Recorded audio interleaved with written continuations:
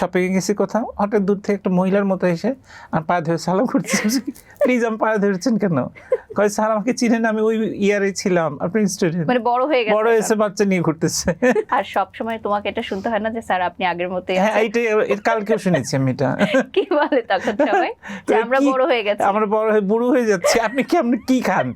আমি কিছুই খাই না, আমি এমনিতেই সবসময় পজিটিভ চিন্তা করি বলেই ঠিক থাকি আমার চেহারা। আর আমার মনে হয় যে এখনো নাচটা চর্চার মধ্যে রেখেছো তুমি, তাই একটা ফিটনেসটাও কিন্তু আছে না, হ্যাঁ। বডি ফিটনেসটা আছে। সবসময় পজিটিভ চিন্তা করলে মানুষের ফেজের মধ্যে একটা পজিটিভ ভাবটা আসে। তাই। যারা একটু কুটনামি করবে, একটু মানে কথা রেশারেশি, তাদের চেহারার মধ্যে এরকম হয়ে আসে, এটা নিয়ম, আমি যতটুকু জানি।